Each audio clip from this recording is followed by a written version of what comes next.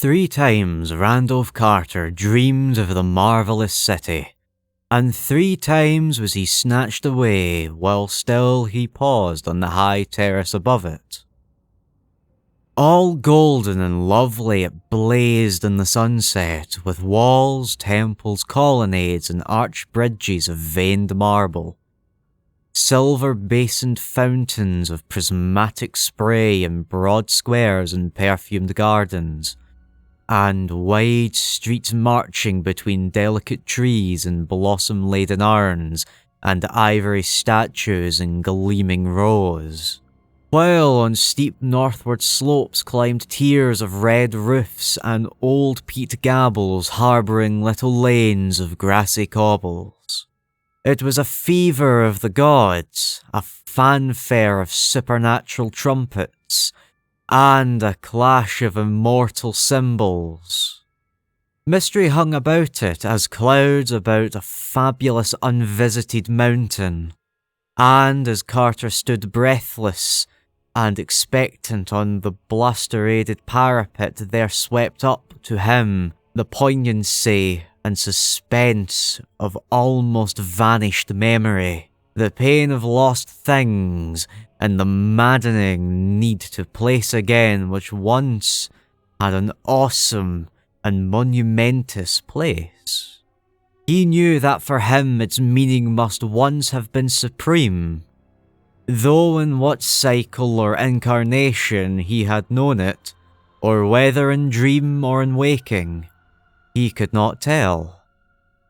Vaguely it called up glimpses of a far forgotten first youth, when wanderer and pleasure lay in all the mystery of days, and dawn and dusk alike strode forth prophetic to the eager sound of lutes and song, unclosing fairy gates toward further and surprising marvels. But each night as he stood on that high marble terrace with the curious urns and carven rail and looked off over the hushed sunset city of beauty and unearthly eminence, he felt the bondage of dream's tyrannous gods, for in no wise could he leave that lofty spot, or descend the wide memorial flights flung endlessly down to where those streets of elder witchery lay outspread and beckoning. When for the 3rd time he awakened with those flights still unascended, and those hushed sunset streets still untraversed, he prayed long and earnestly to the hidden gods of dream that brood capricious above the clouds of unknown Kadath, in the cold wastes where no man treads. But the gods made no answer and shewed no relenting, nor did they give any favouring sign when he prayed to them in dream and invoked them sacrificially through the bearded priests, Nash and Kamantha, whose cavern temple with its pillar of flame lies not far from the gates of the waking world. It seemed, however, that his prayers must have had been adversely heard, for after even the first of them he ceased wholly to behold the marvellous city, as if his 3 glimpses from afar had been more accidents or oversights, and against some hidden plan or wish of the gods. At length, sick with longing for those glittering sunset streets and cryptical hill lanes among ancient tiled roofs, nor able sleeping or waking to drive them from his mind, Carter resolved to go with bold entreaty whither no man had gone before, and dare the icy deserts through the dark to where unknown Kadath, veiled in cloud and crowned with unimagined stars, holds secret and nocturnal the onyx castle of the Great Ones.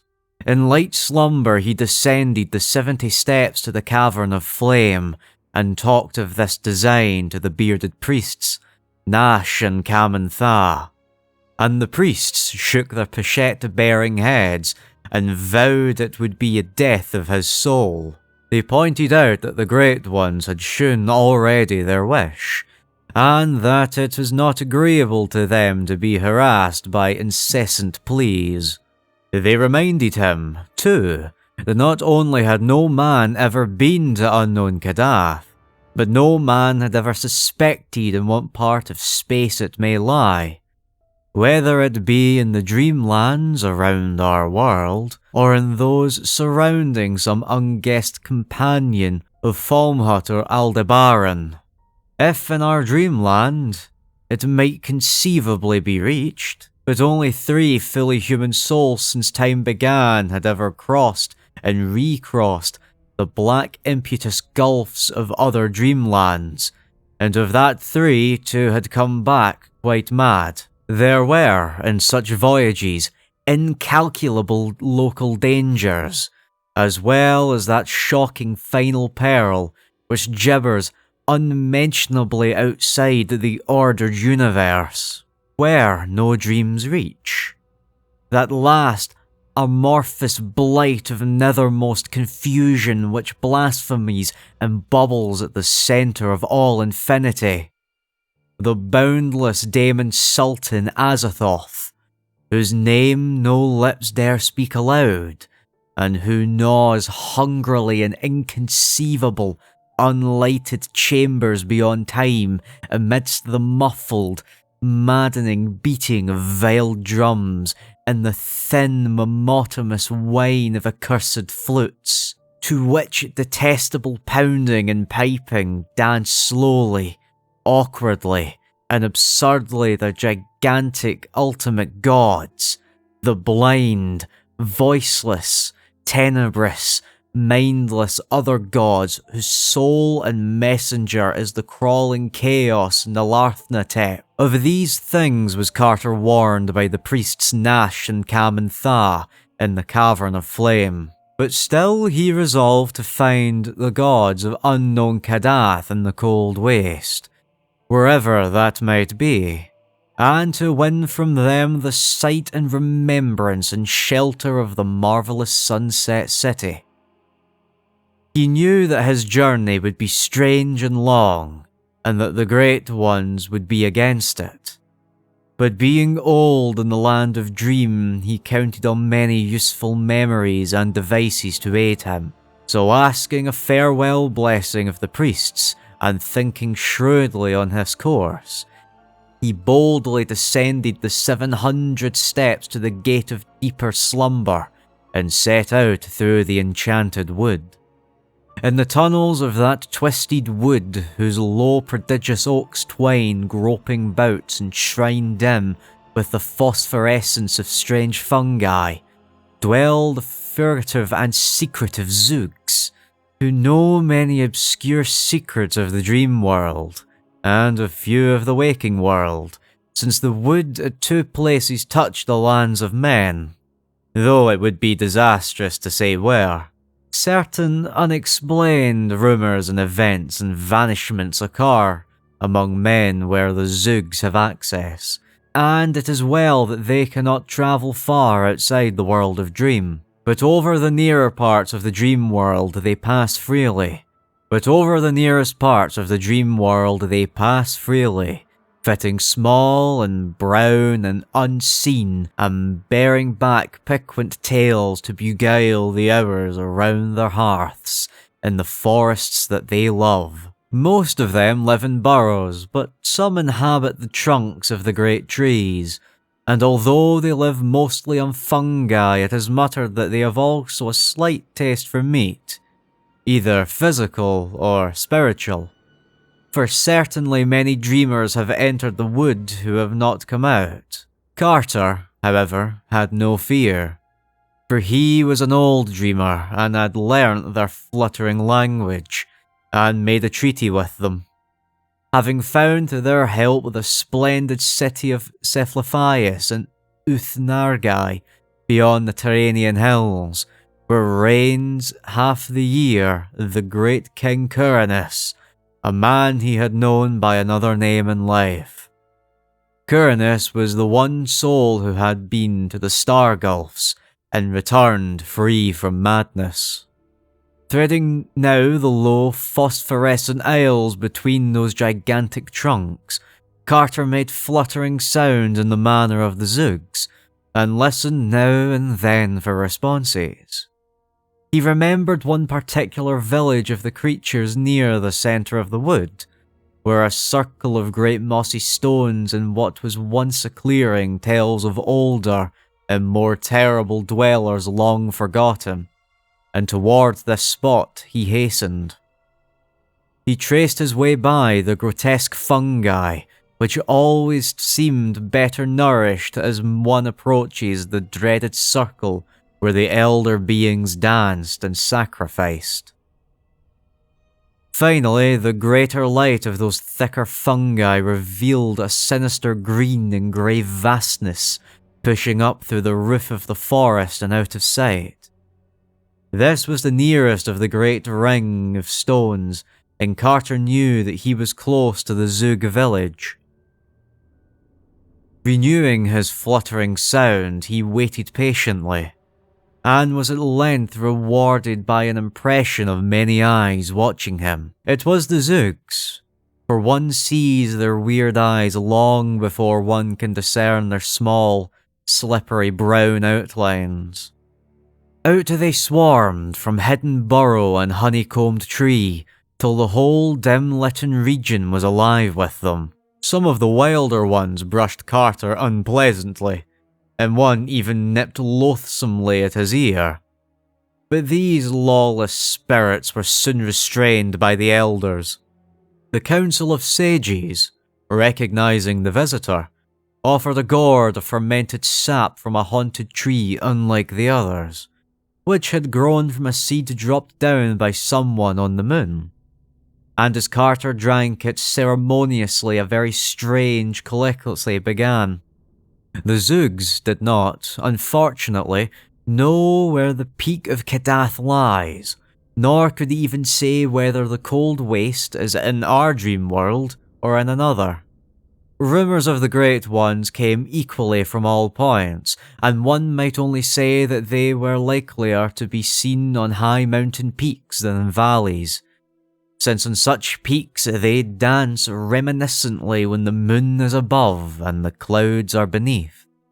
Then one of the very ancient Zoog recalled a thing unheard of by the others, and said that in Ulthar, beyond the river sky, there still lingered the last copy of those inconceivably old Platonic manuscripts made by waking men in forgotten boreal kingdoms, and born into the land of dream, when the hairy cannibal Nophakits overcame many templed Elathi and slew all the heroes of the land of Lamar. Those manuscripts, he said, told much of the gods, and besides, in Ulthar there were many men who had seen signs of the gods, and even one old priest who had scaled a great mountain to behold them dancing in the moonlight. He had failed, though his companion had succeeded, and perished namelessly. So Randolph Carter thanked the Zoogs who fluttered amicably and gave him another gourd of the moon tree wine to take with him, and set out through the phosphorescent wood for the other side, where the rushing sky flows down the slopes of Leirin, and Hathig and Nur and Ulthar dot the plain. Behind him, furtive and unseen, crept several of the curious Zoogs, for they wished to learn what might befall him, and bear back the legend to their people. The vast oaks grew thicker as he pushed on beyond the village, and he looked sharply for a certain spot where they would thin somewhat. Standing quite dead or dying among the unnaturally dense fungi and the rotting mould and mushy logs of the fallen brothers, there he would turn sharply aside, for at that spot a mighty slab of stone rests on the forest floor, and those who have dared approach it say that it bears an iron ring 3 feet wide. Remembering the archaic circle of the great mossy rocks, and what it was possibly set up for, The Zoogs did not pause near that expansive slab with its huge ring, for they realized that all which is forgotten need not necessarily be dead, and they would not like to see the slab rise slowly and deliberately. Carter detoured at the proper place and heard behind him the frightened fluttering of some of the more timid Zoogs. He had known they would follow him, so he was not disturbed, for one grows accustomed to the anomalies of those prying creatures. It was twilight when he came to the edge of the wood, and the strengthening glow told him that it was twilight of the morning. Over fertile plains rolling down the sky, he saw the smoke of cottage chimneys, and on every hand there were hedges and ploughed fields and thatched roofs of a peaceful land. Once he stopped at a farmhouse well for a cup of water, and all the dogs barked frightenedly at the inconspicuous Zoogs that crept through the grass behind. At another house, where people were stirring, he asked questions about the gods, and whether they danced upon Lairan. But the farmer and his wife would only make the elder sign and tell him the way to Nar and Althar. At noon he walked through one broad high street of Nar, which he had once visited and which marked his furthest farmer travels in this direction. And soon afterward he came to the great stone bridge across the sky, into whose central pillar the masons had sealed a living human sacrifice when they built it, 1,300 years ago. Once on the other side, the frequent presence of cats, who all arched their backs at the trailing Zoogs, revealed the near neighbourhood of Althar. For in Althar, according to an ancient and significant law, no man may kill a cat. Very pleasant were the suburbs of Althar, with their little green cottages and neatly fenced farms, and still pleasanter was the quaint town itself, with its old peaked roofs and overhanging upper stories and numberless chimney pots and narrow hills, where one can see old cobbles whenever the graceful cats afforded space enough. Carter, the cats being somewhat dispersed by the half-seen Zoogs, picked his way directly to the modest temple of the Elder Ones, where the priests and old records were said to be. And once within the venerable circular tower of ivied stone, which crowns Althar's highest hill, he sought out the patriarch Atal, who had been up the forbidden peak Hathog Kai in the stony desert and had come back down alive again. Atal, seated on an ivory dais in a festooned shrine at the top of the temple, was fully 3 centuries old, but still very keen of mind and memory. From him Carter learned many things about the gods, but mainly that they are indeed only Earth's gods, ruling feebly our own dreamland and having no power or habitation elsewhere.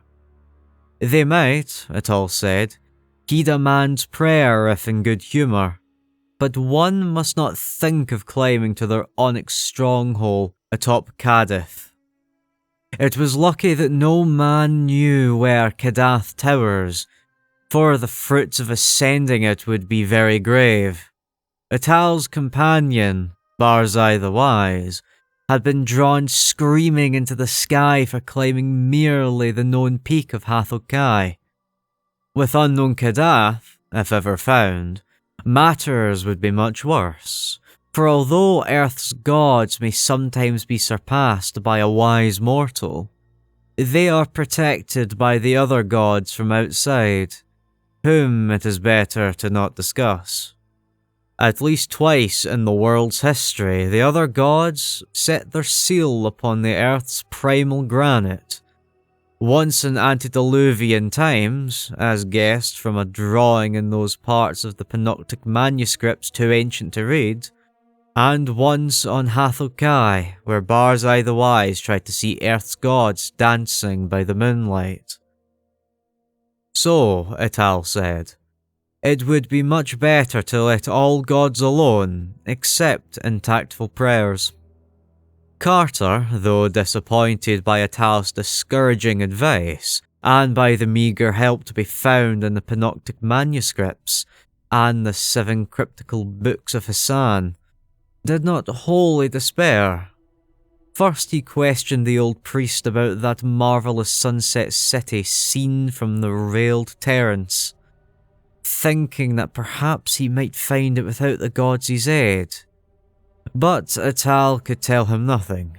Probably, Ital said, the place belonged to his special dream world, and not to the general land of vision that many know.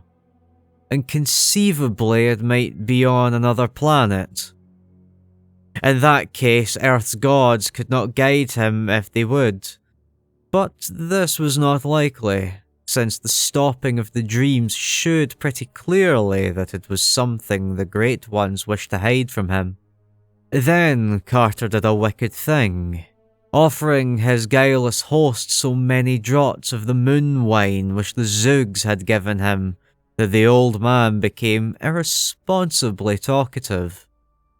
Robbed of his reserve, poor Ital babbled freely of forbidden things, telling of a great image reported by travellers as carved on solid rock in the mountain of Nagranic, on the Isle of Orab in the southern sea, and hinting that it may be a likeness which Earth's gods once wrought of their own features in the days when they danced by moonlight on that mountain. And he hiccuped likewise that the features of that image are very strange, so that one might easily recognise them, and that they are sure signs of the authentic race of the gods. Now the use of all this in finding the gods became at once apparent to Carter. It is known that in disguise the younger among the Great Ones often espoused the daughters of men, so that around the borders of the cold waste wherein stands Kadath, the peasants must all bear their blood. This being so, the way to find that waste must be to see the stone face in the granite and mark the features. Then, having noted them with care, to search for such features among living men. Where they are plainest and thickest, there must be gods dwell nearest, and whatever stony waste lies back of the village, in that place must be wherein stands Kadath. Much of the Great Ones might be learnt in such regions, and those with their blood might inherit little memories very useful to a seeker. They might not know their parentage, for the gods so dislike it to be known among men that none can be found. Who has seen their faces willingly? A thing which Carter realised even as he sought to scale Kadath. But they would have queer lofty thoughts misunderstood by their fellows, and would sing of far places and gardens so unlike any known even in dreamland, that common folk would call them fools. And from all this one could perhaps learn old secrets of Kadath, or gain hints of the marvellous sunset city which the gods held secret. And more, one might in certain cases seize some well-loved child of a god as hostage, or even capture some young god himself, disguised and dwelling among men with a comely peasant maiden as his bride. Ital, however, did not know how to find the Nagranic on its Isle of Orab, and recommended that Carter follow the singing sky under its bridges down to the southern sea, where no burgeress of Althar has ever been, but whence the merchants come in boats or with long caravans of mules and two-wheeled carts. There is a great city there, Dalathlin, But in Althar, its reputation is bad because of the Black Three banked galleys that sail to it, with rubies from no clearer named shores. The traders that come from those galleys to deal with the jewelers are human, or nearly so. But the roars are never beheld, and it is not thought wholesome in Althar that merchants should trade with black ships from unknown places, whose roars cannot be exhibited. By the time he had given this information, Atal was very drowsy, and Carter laid him gently on a couch of inlaid ebony, and gathered his long beard curiously on his chest. As he turned to go, he observed that no suppressed fluttering followed him, and wondered why the Zoogs had become so lax in their curious pursuit. Then he noticed all the sleek, complacent cats of Althar licking their chops with unusual gusto, and recalled the spitting and caterwauling he had faintly heard in lower parts of the temple, while absorbed in the old priest's conversation. He recalled, too, the evilly hungry way in which an especially impudent young Zoog had regarded a small black kitten in the cobbled streets outside. And because he loved nothing on earth more than small black kittens, he stooped and petted the sleek cats of Althar as they licked their chops, and did not mourn because those inquisitive Zoogs would escort him no further. It was sunset now, so Carter stopped at an ancient inn on a steep little street overlooking the lower town, and as he went out on the balcony of his room and gazed down at the sea of red-tiled roofs and cobbled ways, and the pleasant fields beyond, all mellow and magical in the slanted light, he swore that Althar would be a very likely place to dwell in always, were it not the memory of a greater sunset city ever goading one toward unknown perils. Then twilight fell, and the pink walls of the plastered gables turned violet and mystic, and little yellow lights floated up one by one from old lattice windows, and sweet bells pealed in the temple tower above, and the first star winked softly above the meadows across the sky. With the night came song, and Carter nodded as the lutenist praised ancient days from beyond the filigreed balconies and tessellated courts of simple Althar. And there might have been sweetness even in the voices of Althar's cats, but they were mostly heavy and silent from strange feastings. Some of them stole off to those cryptical realms which are known only to cats, and which villagers say are one of the moon's dark side, whither the cats leap from tall housetops. But one small black kitten crept upstairs and sprang in Carter's lap, purr and play, and curled up near his feet when he lay down at last on the little couch, whose pillows were stuffed with fragrant, drowsy herbs. In the morning, Carter joined a caravan of merchants bound for Delathlin, with the spun wool of Althar and the cabbages of Althar's busy farms. And for 6 days they rode with twinkling bells on smooth roads beside the sky, stopping some nights at the inns of little quaint fishing towns, and other nights camping under the stars, while snatches of boatsmen's songs came from the placid river. The country was very beautiful, with green hedges and groves, and picturesque peaked cottages and octagonal windmills. On the 7th day, a blur of smoke arose on the horizon ahead, and then the tall black towers of Delathlin, which was built mostly of basalt. Delathlin, with its thin angular towers, looked in the distance a little bit like the Giant's Causeway, and its streets are dark and uninviting. There were many dismal sea taverns near the myriad wharfs, and all the town is thronged with the strange seamen of every land on earth, and of a few which are not to be on earth. Carter questioned the oddly robbed men of the city about the peak of Nagranic on the Isle of Orab, and found that they knew of it well. Ships came from Baharma on the island, one being due to return thither only a month, and Nagranic is but 2 days' zebra ride from that port. But few had seen the stone face of the god, because it is on a very difficult side of Nagranic, which overlooks only sheer crags and a valley of sinister lava. Once the gods were angered with men on that side, and spoke of the matter to the other gods. It was hard to get this information from the traders and sailors in Delathlean's sea taverns, because they mostly preferred to whisper of the black galleys.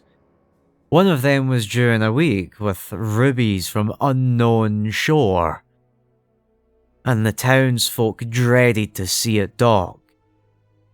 The mouths of the men who came from the trade were too wide, and the way their turbans were humped up in 2 points above their foreheads was especially bad taste, and their shoes were the shortest and queerest ever seen in the 6 kingdoms. But worst of all was the matter of the unseen rowers. Those 3 banks of oars moved too quickly and too accurately, and too vigorously to be comfortable, and it was not right for the ship to stay in port for weeks while the merchants traded, yet no glimpse of its crew. It was not fair to the tavern keepers of Delathlean, or the grocers, or the butchers either, for not a scrape of provisions were ever sent aboard. The merchants only took gold and stout folk from Parag across the river. That was all they ever took.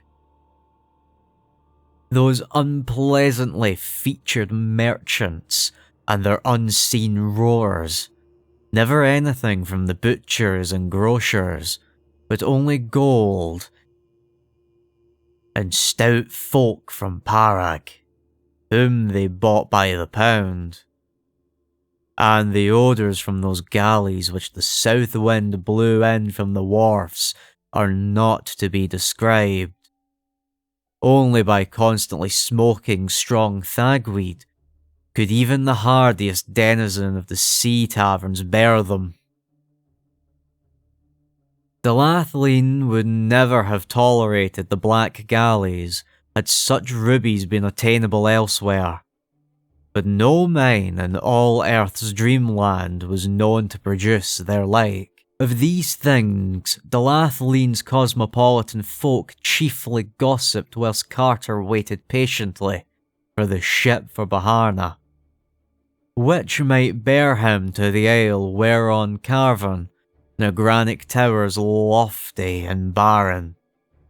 Meanwhile, he did not fail to seek through the haunts of far travellers for any tales they might have concerning Kadath, in the cold waste, or a marvellous city of marble walls and silver fountains, seen below terraces in sunset. Of these things, however, he learned nothing, though he once thought that a certain old slanty-eyed merchant looked queerly intelligent when the cold waste was spoken of. This man was reputed to trade with the horrible stone villages of the ice plateau of Leng. This man was reputed to trade with the horrible stone villages of the icy desert plateau of Leng, which no healthy folk visit, or whose evil fires are seen at night from afar. He was not even rumoured to have dealt with the high priest not to be described, which wears a yellow silken mask over his face and dwells all alone in a prehistoric stone monastery. That such a person might well have had nibbling traffic with such beings as may be conceivably dwell in the cold waste was not to be doubted. But Carter soon found that it was no use questioning him. Then the black galley slipped into the harbour past the basalt mole and the tall lighthouse, silent and alien, with a strange stench that the south wind drove into the town. Uneasiness rustled through the tavern along that waterfront, and after a while the dark wide-mouthed merchants with humped turbans and short feet clumped stealthily ashore to seek the bazaars of their jewellers. Carter observed them closely and disliked them more the longer he looked at them. Then he saw them drive the stout men of Parg up the gangplank grunting and sweating into that singular galley, and wondered in what lands, or if in any lands at all, those people might be destined to serve. And on the third evening of that galley's stay, one of the uncomfortable merchants spoke to him, smirking sinfully and hinting of what he had heard in the taverns of Carter's quest. He appeared to have knowledge too secret for public telling, and though the sound of his voice was unbearably hateful, Carter felt that the lore of so far a traveller must not be overlooked. He bade him therefore be his own guest in locked chambers above, and drew out the last of the Zug's moon wine to loosen his tongue. The strange merchant drank heavily, but smirked unchanged by the draught. Then he drew forth a curious bottle with wine of his own, and Carter saw that the bottle was a single-hulled ruby, grotesquely carved in patterns too fabulous to be comprehended. He offered his wine to his host, and though Carter took only the least sip, he felt the dizziness of space and the fever of unimagined jungles. And while the guest had been smiling more and more broadly, and as Carter slipped into blackness, the last thing he saw was the dark, odious face convulse with evil laughter, and something quite unspeakable where one of the two frontal puffs of that orange turban had become disarranged with the shaking of that epileptic mirth. Carter next had consciousness amidst horrible odours beneath a tent-like awning on the deck of a ship, with the marvellous coast of the southern sea flying by in unnatural swiftness. He was not chained, but 3 of the dark sardonic merchants stood grinning nearby, and the sight of those humps in their turbans made him almost faint, as did the stench that filtered up through the sinister hatches. He saw slip past him the glorious land and city which a fellow dreamer on earth, a lighthouse keeper in ancient Kingsport, had often discoursed in the old days, and recognised the temple terraces of Zar, abode of forgotten dreams, the spires of infamous Thalarion, that daemon city of 1,000 wonders, where the Eidolon Lathi reigns, and the charnel gardens of Zra, land of pleasures untainted, and the twin headlands of crystal, meeting above in a resplendent arch which guard the harbour of Sonanile, blessed land of fancy. Past all these gorgeous lands the Menodra ship flew unwholesomely, urged by the abnormal strokes of those unseen rowers below. All before the day was done, Carter saw that the steersman could have not only goal than the basalt pillars of the west, beyond which simple folk say splendid Cathurai lies, but which wise dreamers well know are the gates of a monstrous cataract, wherein the oceans of earth's dreamlands drop wholly to abysmal nothingness, and shoot through the empty space toward other worlds and other stars, and the awful voids outside the ordered universe, where the daemon Sultan Azathoth gnaws hungrily in chaos amid pounding and piping, and the hellish dancing of the other gods. Blind, voiceless, tenebrous, and mindless, with their souls and messenger Nalarthrotep.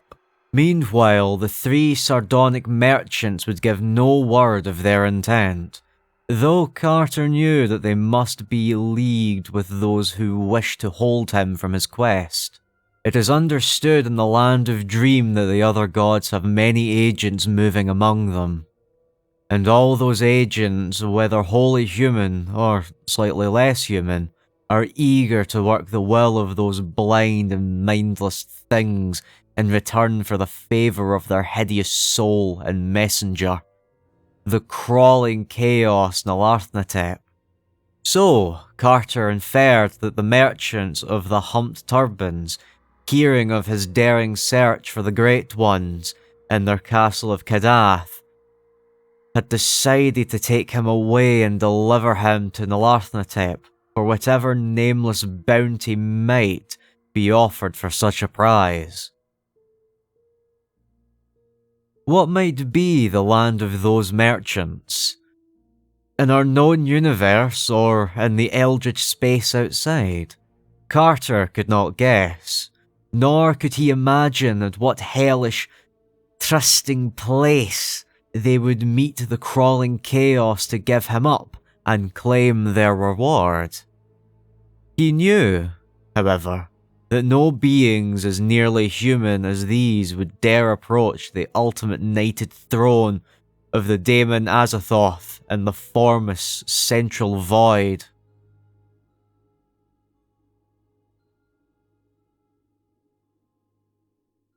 At the set of the sun, the merchants licked their excessively wide lips and glared hungrily, and one of them went below and returned from some hidden and offensive cabin with a pot and basket of plates.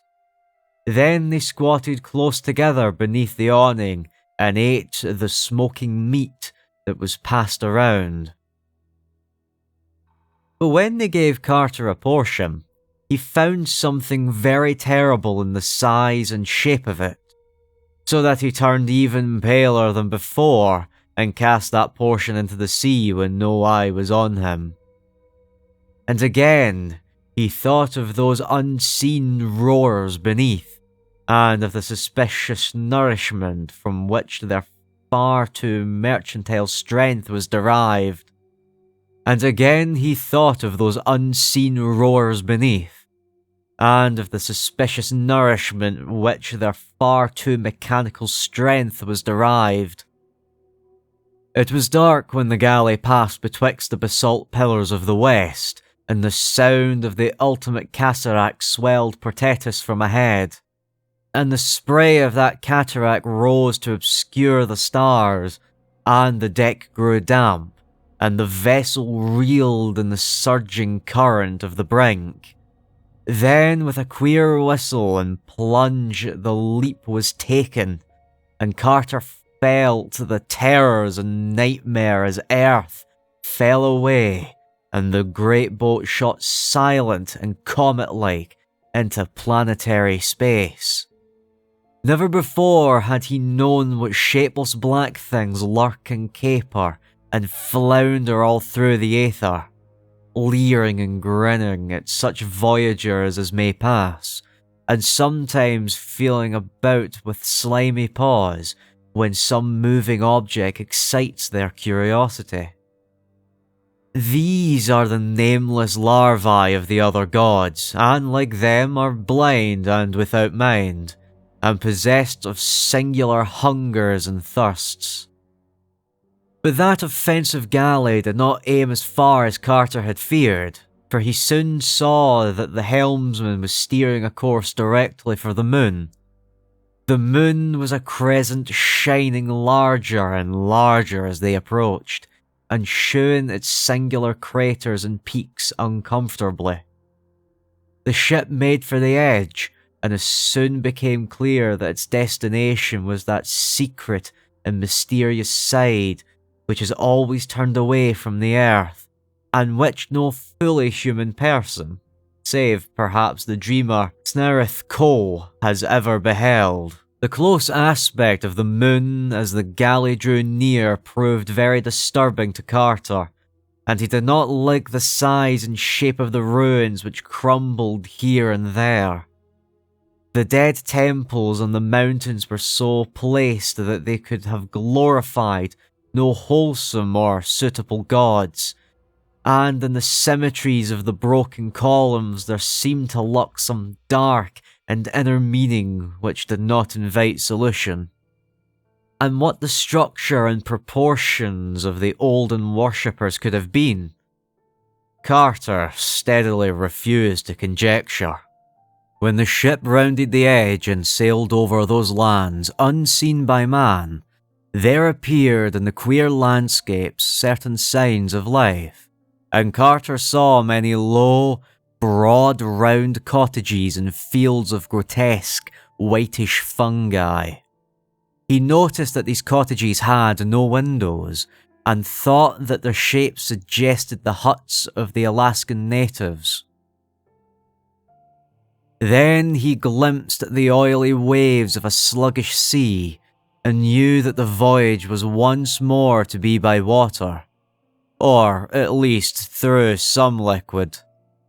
The galley struck the surface with a peculiar sound, and the odd elastic way the waves received it was very perplexing to Carter. They now slid along at great speed, once passing and hailing other galleys of kindred form, but generally seeing nothing but that curious sea and a sky that was black and star-strewn even though the sun shone scorchingly in it. There presently rose ahead the jagged hills of a laborious-looking coast, and Carter saw the thick, unpleasant grey towers of a city. The way they leaned and bent, the manner in which they were clustered, and the fact that they had no windows at all, was very disturbing to the prisoner, and he bitterly mourned the folly which made him sip the curious wine of that merchant with the humped turban. As the coast drew nearer, and the hideous stench of the city grew stronger, he saw upon the jagged hills many forests, some of whose trees he recognized as akin to the solitary moon tree in the enchanted wood of earth, from whose sap the small brown zoogs fermented their peculiar wine. Carter could now distinguish moving figures on the noisome wharfs ahead, and the better he saw them, the worse he began to fear and detest them. For they were not men at all, or even approximately men, but great greyish-white slippery things which could expand and contract at will, and whose principal shape, though it often changed, was that of a sort of toad without any eyes, but with the curious vibrating mass of short pink tentacles on the end of its blunt, vague snout. These objects were waddling busily about the wharfs, moving bales and crates and boxes with perpetual strength, and now and then hopping on or off some anchored galley with long oars in their forepaws. And now and then one would appear driving a herd of clumping people, which indeed were approximate human beings with wide mouths, like those merchants who traded in Delathlene. only these herds being without turbans or shoes or clothing, but not seem so very human after all. Some of these people, the fatter ones, whom a sort of overseer would pinch experimentally, were unloaded from ships and nailed in crates which workers pushed into lower warehouses, or loaded on great lumbering vans. Once a van was hitched up and driven off, and the fabulous thing which drew it was such that Carter gasped, even after having seen the other monstrosities of that hateful place. Now and then a small herd of people, dressed and turbaned like the dark merchants, would be driven aboard a galley, followed by a great crew of the slippery grey-toed things as officers, navigators, and rowers. And Carter saw that the almost human creatures were reserved for the more ignominious kinds of servitude which required no strength, such as steering and cooking, fetching and carrying, and bargaining with the men on the Earth or other planets where they traded. These creatures must have been convenient on Earth, for they were truly not unlike men when dressed and carefully shod and turbaned, and could haggle in the shops of men without embarrassment or curious explanations. But most of them, unless lean and ill-favoured, were unclothed and packed in crates and drawn off in lumbering lorries by fabulous things. Occasionally other beings were unloaded and crated, some very like these semi-humans, some not so similar, and some not similar at all. And he wondered if any of those poor stout men of Parag were left to be unloaded and crated and shipped inland in those obnoxious drayers. When the galley landed at a greasy-looking quay of spongy rock, a nightmare horde of toad things wiggled out from the hatches, and two of them seized Carter and dragged him ashore. The smell and aspect of that city are beyond telling, and Carter held only scattered images of the tiled streets and black doorways, and endless precipices of grey vertical walls without windows. At length he was dragged within a low doorway and made to climb infinite steps in pitch blackness. It was, apparently, all one of the toad things whether it were light or dark. The odour of the place was intolerable, and when Carter was locked into a chamber and left alone, he scarcely had strength to crawl around and ascertain its form and dimensions. It was circular and about 20 feet across. From then on, time ceased to exist. At intervals, food was pushed in, but Carter would not touch it. What his fate would be, he did not know, but he felt that he was held for the coming of that frightful soul and messenger of infinity's other gods, the crawling chaos Nalarthnatep. Finally, after an unguessed span of hours or days, the great stone door swung wide again, and Carter was shoved down the stairs and out into the red-lit streets of that fearsome city. It was night on the moon, and all through the town were stationed people bearing torches.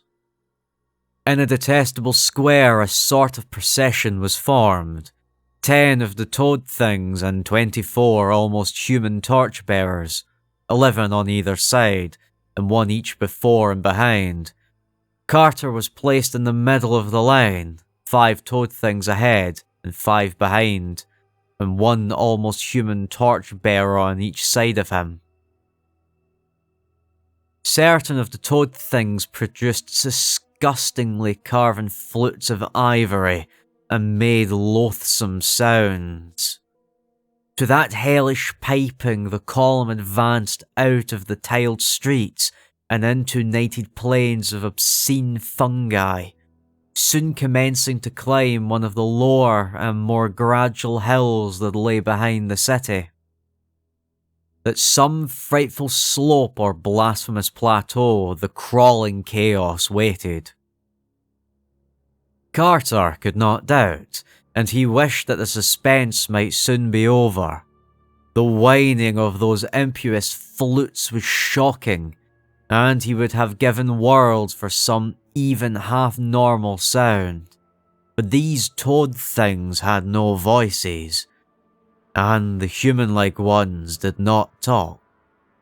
Then through the star-speckled darkness there did come a normal sound.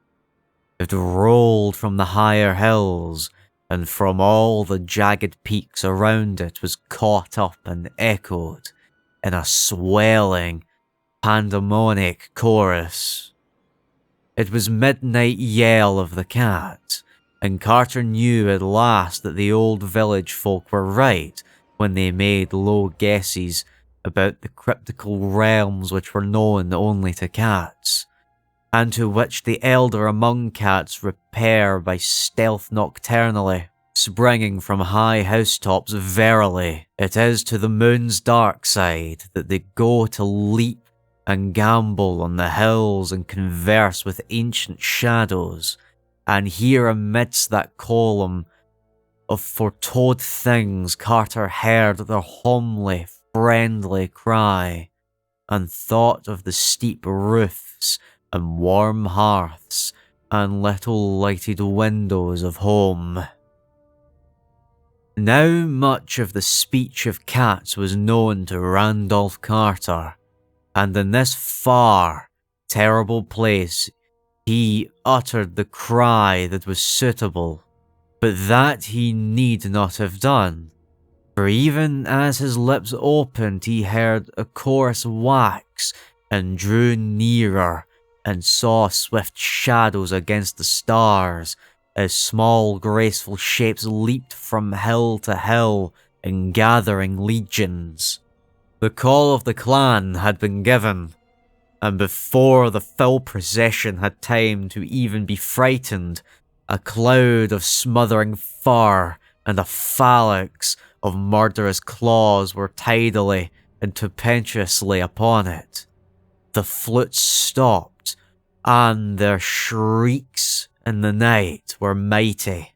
Dying, almost humans screamed, and cats split and yowled and roared, but the toad things made never a sound as their stinking green ichor oozed fatally upon that porous earth with the obscene fungi. It was a stupendous sight while the torches lasted, and Carter had never before seen so many cats. Black, grey and white, yellow, tiger and mixed, common, Persian and Manx, Tibetan, Angora and Egyptian. All were there in the fury of battle, and there hovered over them some trance of that profound and involatile sanctity which made their goddess great in the temple of Buddhists.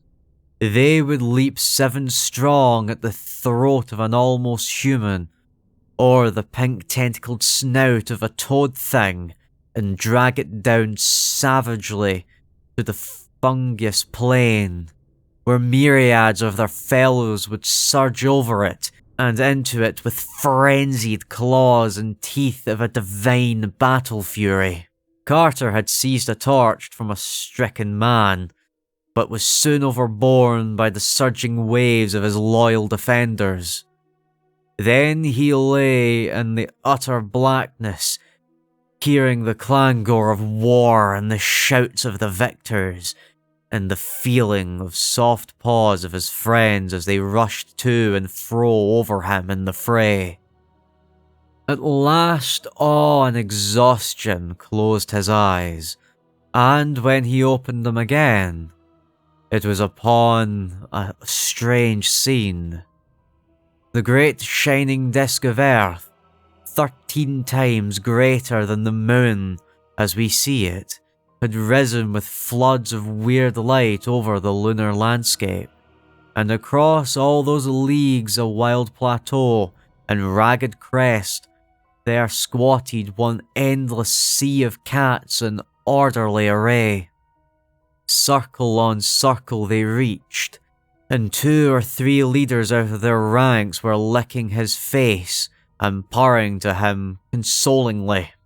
Of the dead people and toad things there were not many signs, but Carter thought he saw one bone a little way off in the open space between him and the beginning of the solid circles of the warriors.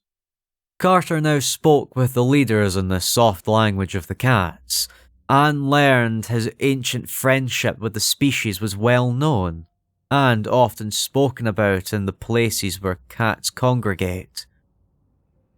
He had not been unmarked in Ulthar when he passed through, and the sleek old cats had remembered how he petted them after they attended to the hungering Zoogs who looked evilly at the small black kitten. And they recalled, too, how he had welcomed the very little kitten who came to see him at the inn, and how he had given it a saucer of rich cream in the morning before he left. The grandfather of that very little kitten was the leader of the army now assembled, for he had seen the evil possession from a far hill and recognized the prisoner as a sworn friend of his kind on earth, and in the land of Dream. A yowl now came from the farther peak, and the older leader paused abruptly in his conversation. It was one of the army's outposts, stationed on the highest of the mountains to which the foe of Earth's cats fear. The very large and peculiar cats of Saturn, who for some reason have not been oblivious to the charm of the moon's dark side. They are leagued by treaty with the evil toad things, and are notoriously hostile to our earthly cats, so that this juncture a meeting would have been somewhat grave matter. After a brief consultation of generals, the cats rose and assumed a closer formation, crowding protectedly around Carter and preparing to take the great leap through space back to the housetops of our Earth and its dreamland. The old field marshal advised Carter to let himself be borne along smoothly and passively in the massed ranks of furry leapers, and told him how to spring when the rest sprang, and land gracefully when the rest landed. He also offered to deposit him in any spot he desired, and Carter decided on the city of Dalathlin, whence the Black Galley had set out, for he wished to sail thence to Orab and the carven crest of Negranic, and also to warn the people of the city to have no more traffic with black galleys, if indeed that traffic could be tactfully and judiciously broken off. Then, upon a signal, the cats all leaped gracefully with their friend packed securely in their midst, while in a black cave on the far unhallowed summit of the moon's mountains still vainly waited the crawling chaos Nalarthnatep. The leap of the cats through space was very swift, and being surrounded by his companions, Carter did not see this time the great black shapelessness that lurk and caper and flounder in the abyss. Before he fully realised what had happened, he was back in his familiar room at the inn at Dalathlin, and the stealthily friendly cats were pouring out of the window in streams. The old leader from Ulthar was the last to leave, and as Carter shook his paw, he said he would be able to get home by cockcrow. When dawn came, Carter went downstairs and learned that a week had elapsed since his capture and leaving. There was nearly a fortnight to wait for the ship bound towards Orab, and during that time he said what he could against the black galleys and their infamous ways. Most of the townsfolk believed him, yet so fond were the jewellers of great rubies that none would wholly promise to cease trafficking with the wide-mouthed merchants. If aught of evil ever befalls the Lathleen through such traffic, it will not be his fault. In about a week, the disintegrate ship put in by the Black Mole and Tall Lighthouse, and Carter was glad to see that she was a barque of wholesome men, with painted sides and yellow lateen sails, and a grey captain in silken robes. Her cargo was the fragrant resin of orabs in her groves, and the delicate pottery baked by the artisans of Baharna, and the strange little figures carved from the granite's ancient lava. For this they were paid in the wool of Ulthar and the iridescent textiles of Hathig, and the ivory of the men across the river Parag. Carter made arrangements with the captain to go to Baharna, and was told that the voyage would take 10 days. And during his week of waiting, he talked much with the captain of Nagranic, and told him that very few had ever seen the carven face thereon, but that most travellers are content to learn its legends from old people, and lava gatherers and image makers in Baharna, and afterwards say in their far homes that they had indeed beheld it. The captain was not even sure that any person now living had ever beheld the carven face, for the wrong side of Nagranic is very difficult and barren and sinister, and there are rumours of caves near its peak wherein dwell the night gaunts. But the captain did not wish to say just what a night gaunt might be like, since such cattle are known to haunt most persistently the dreams of those who think too often of them. Then Carter asked the captain about unknown Kadath and the cold waste, and the marvellous sunset city, but of these the good man could truly tell nothing. Carter sailed out of Delathleen one early morning when the tide turned, and saw the first rays of sunrise on the thin angular towers of that dismissal basalt town.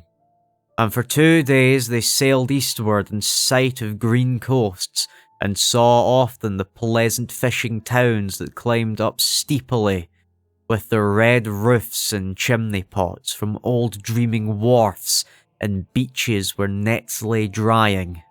But on the 3rd day they turned sharply south where the roll of the water was stronger, and soon passed from sight of any land. On the 5th day the sailors were nervous, but the captain apologised for their fears, saying that the ship was about to pass over weedy walls and broken columns of the sunken city too old for memory, and that when the water was clear one could see so many moving shadows in that deep place that simple folk disliked it. He admitted, moreover, that many ships had been lost in that part of the sea, having been sailed when quite close to it, but never seen again. That night the moon was very bright and one could see a great way down in the water. There was so little wind that the ship could not move much, and the ocean was very calm.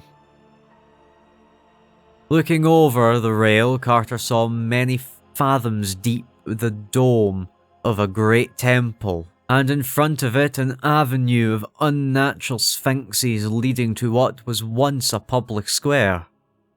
Dolphins sported merrily in and out of the ruins, and proposies revelled clumsily here and there, sometimes coming to the surface and leaping clear out of the sea. As the ship drifted on a little, the floor of the ocean rose in hills, and one could clearly mark the lines of ancient climbing streets and the washed-down walls of myriad little houses. Then the suburbs appeared, and finally the great lone building on a hill, much simpler architecture than the other structures, and in much better repair. It was dark and low and covered 4 sides of the square, with a tower at each corner, a paved court in the centre, and a small curious round windows all over it.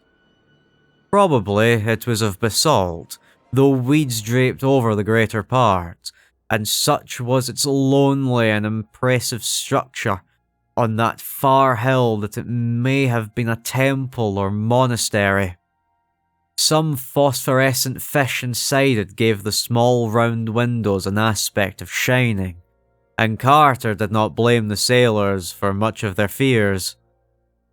Then, by the watery moonlight, he noticed an odd high monolith in the middle of that central court, and saw something that was tied to it. And when, after getting a telescope from the captain's cabin, he saw that bound thing was a sailor in silk robes of Orab, head downward, and without any eyes.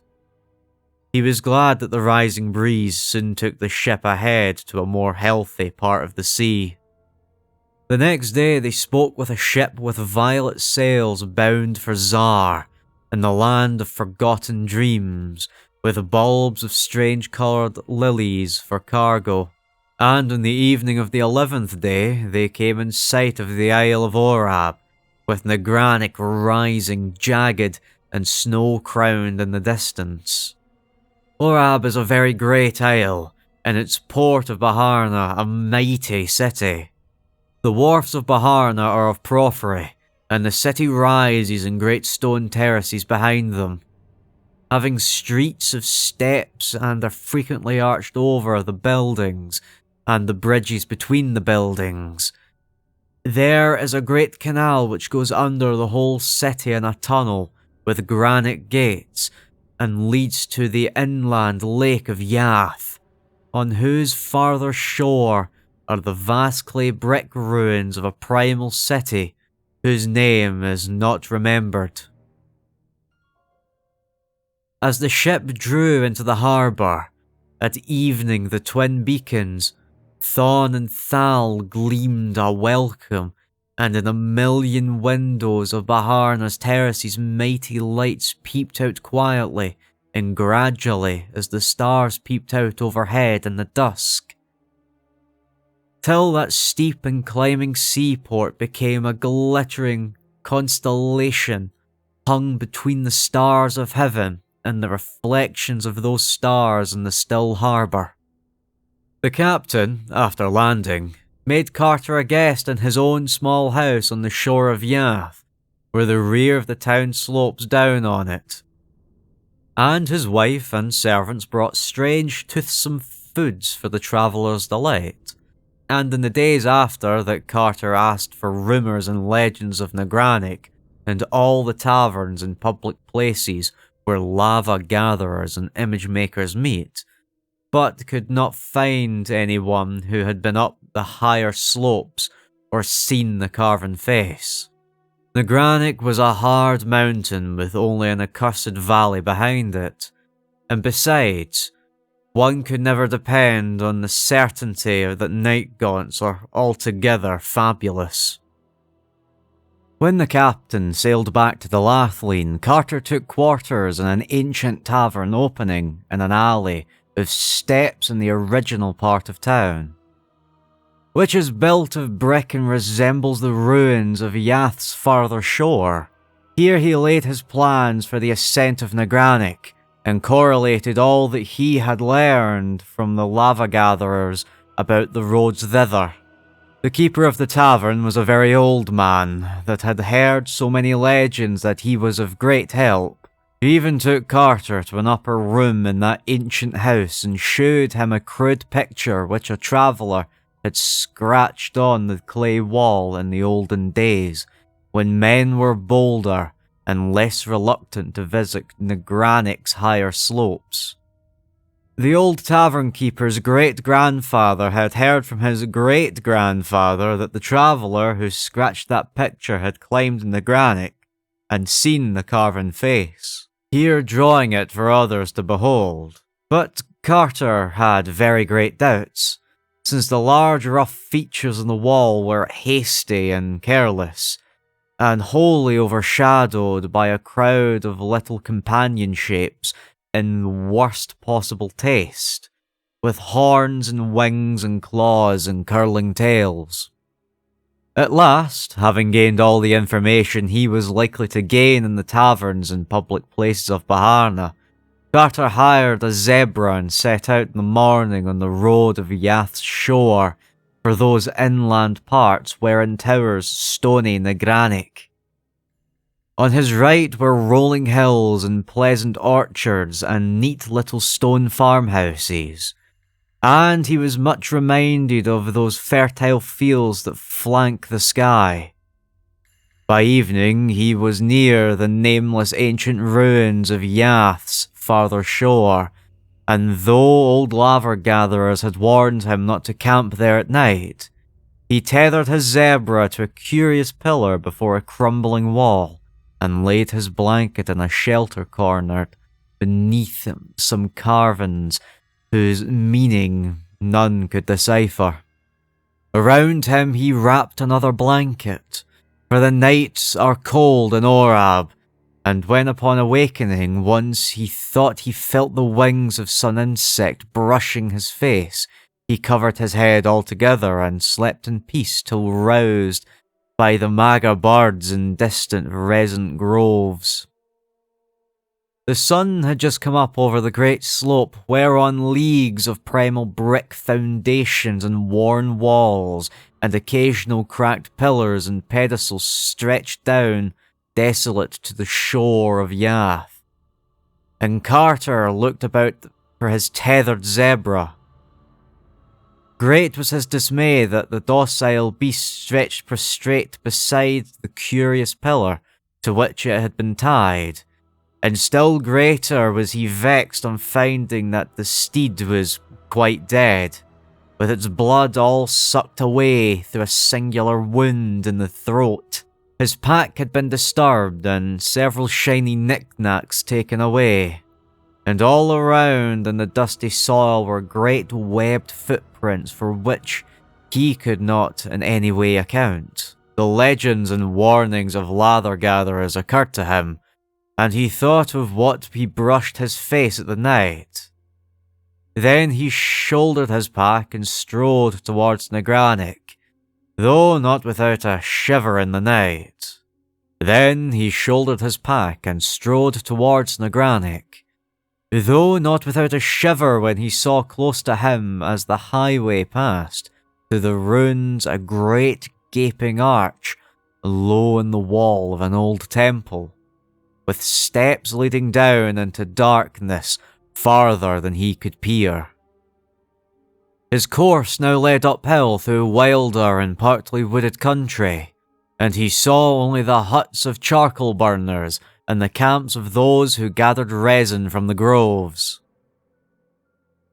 The whole air was fragrant with balsam, and all the maga birds sang blitheringly as they flashed their 7 colours in the sun. Near sunset he came on a new camp of laver gatherers returning with laden sacks from the Granic's lower slopes, and here he also camped, listening to the songs and tales of the men, and the overhearing of what they whispered about the companion they had lost. He had climbed high to reach a mass of fine lava above him, and at nightfall did not return to his fellows. When they looked for him the next day, they found only his turban, nor was there any sign on the crags below that he had fallen. They did not search any more, because the old men among them said it would be of no use. No one ever found what the night gaunts took, though those beasts themselves were so uncertain as to be almost fabulous. Carter asked them if night gaunts sucked blood and liked shiny things and left webbed footprints, but they all shook their heads negatively and seemed frightened at his making such an inquiry. When he saw how taciturn they had become, he asked them no more, but went to sleep in his blanket. The next day he rose with the laver gatherers and exchanged farewells as they rode west, and he rode east on a zebra he had bought from them. Their older men gave him blessings and warnings, and told him he had better not climb too high on Negranic. But while he thanked them heartedly, he was in no wise dissuaded, for still he did feel that he must find the gods of unknown Kadath, and win from them away to a haunting and marvellous city in the sunset. By noon, after a long uphill ride, he came upon some abandoned brick villages of a hill people who had once dwelt thus close to Nagranic and carved images from its smooth lava. Here they had dwelt till the days of the old tavern keeper's grandfather, but about the time they felt that their presence was disliked, their homes had crept even up the mountain slope, and the higher they built, the more people they would miss when the sun rose. At last they decided it would be better to leave altogether, since things were sometimes glimpsed in the darkness, which no one could interpret favourably. So in the end all of them went down to the sea and dwelt in Baharna, inhabiting a very old quarter and teaching their sons the old art of image making, which to this day they still carry on. It is from them, these children of the exiled hill people, that Carter had heard the best tales about Nagranic when searching through Baharna's ancient taverns. All this time, the great gaunt side of Nagranic was looming higher and higher as Carter approached it. There were sparse trees on the lower slope and feeble shrubs above them, and then the bare hideous rock rose spectral into the sky to mix with frost and ice and eternal snow. Carter could see the rifts and ruggedness of that sombre stone, and did not welcome the prospect of climbing it. In places there were solid streams of lava and socric heaps that littered slopes and ledges. 90 aeons ago, before even the gods had danced upon its pointed peak, that mountain had spoken with fire and roared with the voices of the inner thunders. Now it towered all silent and sinister, bearing on the hidden side that secret Titan image whereof rumour told. And there were caves in that mountain, which might be empty and alone with elder darkness, or might, if legend spoke truly, hold horrors of a form not to be surmised. The ground sloped upward to the foot of Nagranic, thinly covered with scrub oak and ashen trees, and strewn with bits of rock, lava, and ancient cinder. There were the charred embers of many camps, where the lava-gatherers were wont to stop, and several rude altars which they had built either to appropriate the Great Ones, or to ward off what they dreamed of in Nagranic's high passes and labyrinthine caves. At evening, Carter reached the furthermost pile of embers and camped for the night, tethering his zebra to the sapling and wrapping himself in his blanket before going to sleep. And all through the night a voonith howled distantly from the shore of some hidden pool, but Carter felt no fear of that amphibious terror, since he had been told that certainly that not one of them dares even approach the slopes of Nagranic. In the clear sunshine of morning, Carter began the long ascent, taking his zebra as far as that useful beast could go, but tying it to a stunted ashen tree when the floor of the thin road became too steep. Thereafter he scrambled up alone, first through the forest and its ruins of old villages and the overgrown clearings, and then over the tough grass where anemic shrubs grew here and there. He regretted coming clear of those trees, since the slope was very precipitous, and the whole thing rather dizzying. At length he began to discern all the countryside spread out beneath him, Whether he looked around, the deserted huts of the image makers, the groves of resin trees, and the camps of those who gathered from them, the woods where prismatic magnas nested and sing, and even a hint very far away were the shores of Yath, and of those forbidden ancient ruins whose name is forgotten. He found it best not to look around, and kept climbing and climbing till the shrubs became very sparse, and there was often nothing but tough grass to cling to.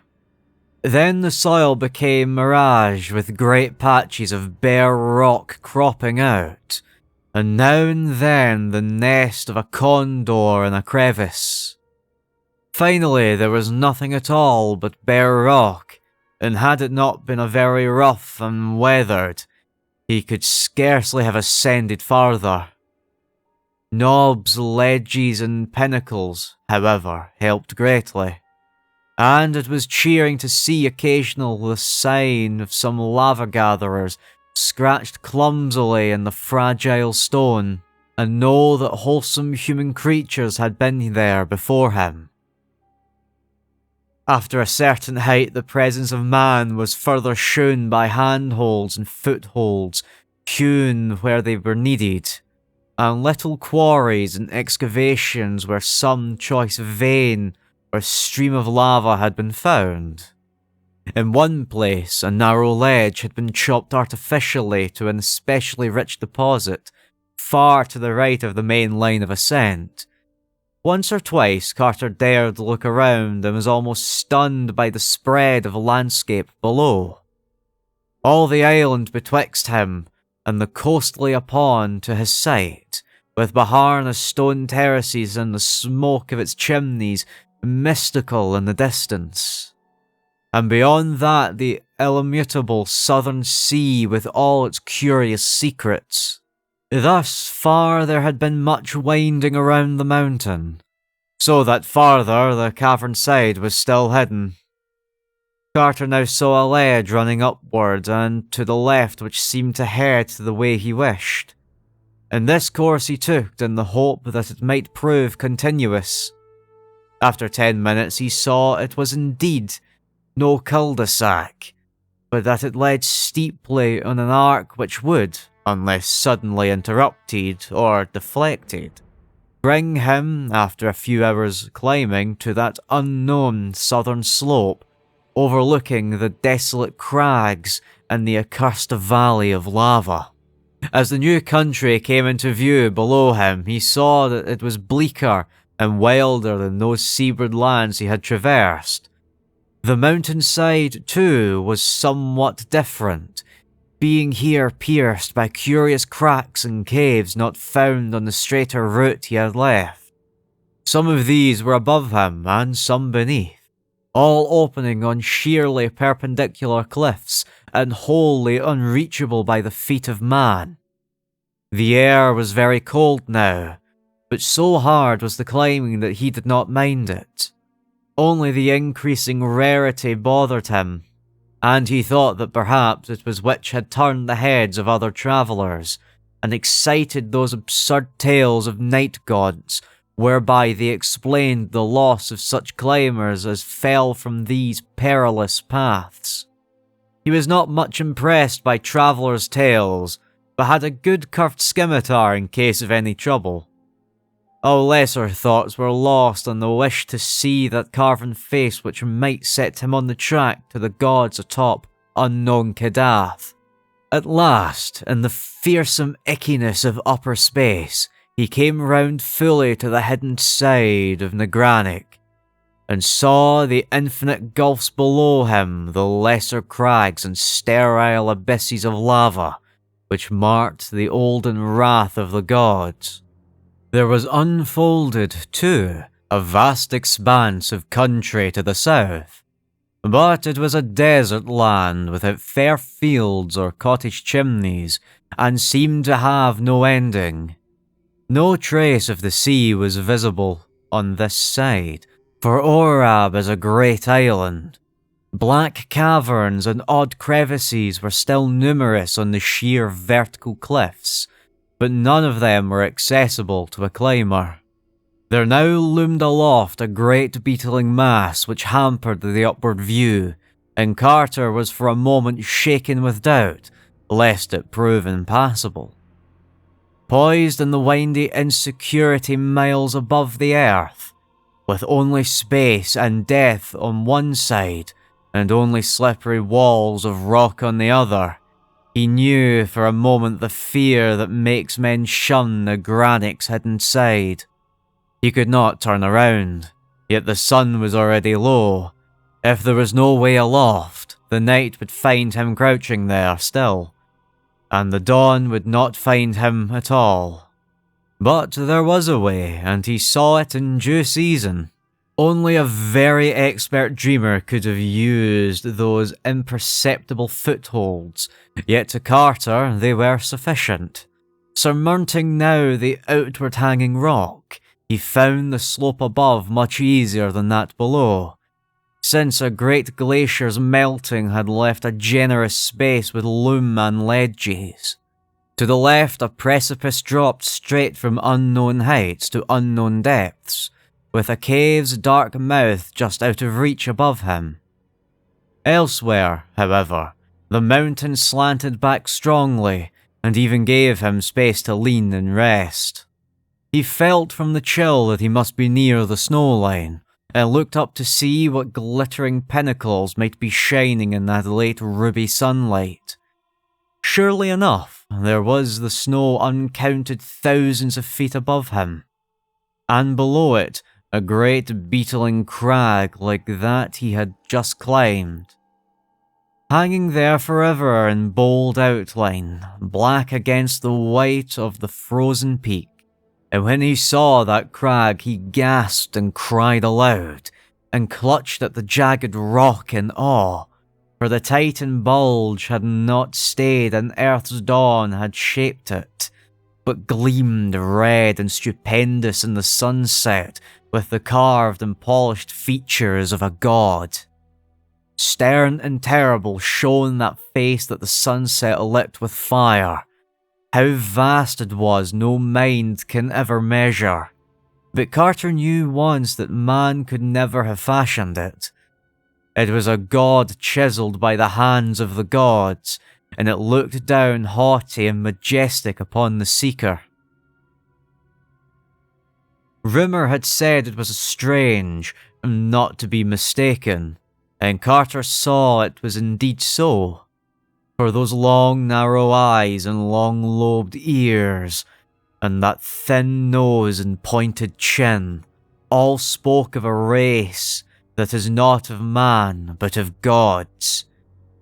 He clung overawed in that lofty and perilous ire, even though it was in which he had expected to come find, for there is in a god's face more of marvel than prediction can tell, and when that face is vaster than a great temple, and seen looking down at sunset in the cryptic silences of that upper world, from whose dark lava it was divinely hewn of old, the marvel is so strong that none may escape it.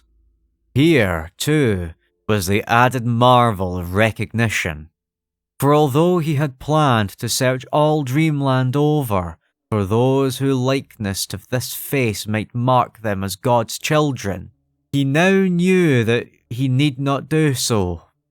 Certainly, the great face carven on that mountain was of no strange sort, but the kin of such as he had seen often in the taverns of the seaport Cephalophius, which lies in the Uthnargai beyond the Tyrrhenian hills, and is ruled over by King Curnus, whom Carter once knew in waking life.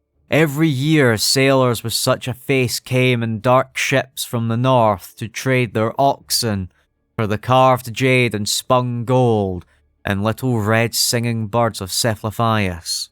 And it was clear that these could be no others than the half-gods he sought. Where they dwelt, there must the cold waste lie close, and within it unknown Kadath, and its onyx castle for the great old ones.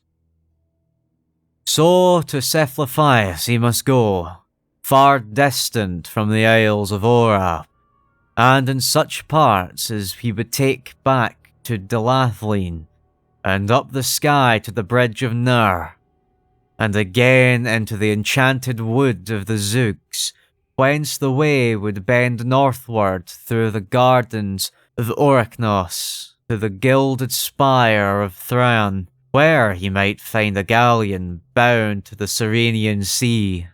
But dusk was now thick, and the great carven face looked down even sterner in shadow. Perched on that ledge night he found the Seeker, and in the blackness he might neither go down nor go up, but only stand and cling and shiver in the narrow place till day came, praying to keep awake lest sleep loose his hold and send him down the dizzying miles of air to the crags and sharp rocks of the accursed valley. The stars came out, but save for them, there was only black nothingness in his eyes. Nothingness leagued with death, against whose beckoning he might do more than cling to the rocks and lean back away from an unseen brink. The last thing of earth that he saw in the gloaming was a condor soaring close to the westward precipice beside him, and darting, screaming away when it came near to the cave whose mouth yawned just out of reach. Suddenly, without a warning sound in the dark, Carter felt his curved scimitar drawn stealthily out of his belt by some unseen hand. Then he heard it clatter down over the rocks below, and between him and the Milky Way, he thought he saw a very terrible outline of something noxiously thin and horned and tailed and bat-winged. Other things, too, had begun to blot out patches of stars west of him, as if a flock of vague entities were flapping thickly and silently out of that inaccessible cave in the face of the precipice. Then a sort of cold, rubbery arm seized his neck, and something seized his feet, and he was lifted inconsiderably up and swung about in space. Another minute, and the stars were gone, and Carter knew that the night gaunts had got him. They bore him breathless into the cliffside cavern, and through monstrous labyrinths beyond. When he struggled, as at first he did by instinct, they tickled him with deliberation. They made no sound at all themselves, and even their menebraeus wings were silent. They were frightfully cold and damp and slippery, and their paws needed one detestably.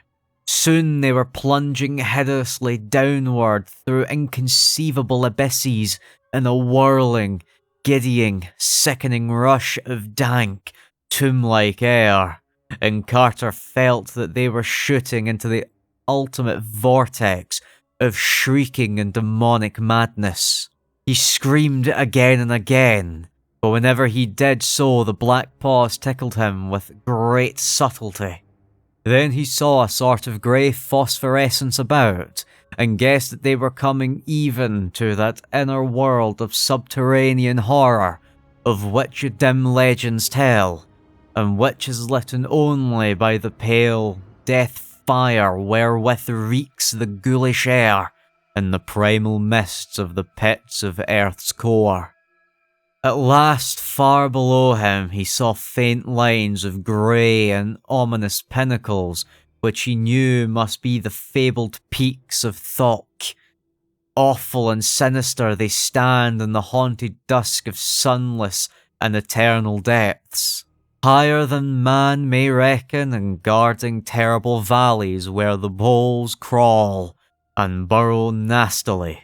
But Carter preferred to look at them than his captors, which were indeed shocking and uncouth black beings with smooth, oily, whale-like surfaces, unpleasant horns that curved inward into each other, bat wings whose beating made no sound, ugly, prehensile paws and barbed tails that lashed needlessly and disquietingly. And worst of all, they never spoke or laughed, and never smiled because they had no faces at all to smile with, but only a suggestive blankness where a face ought to be.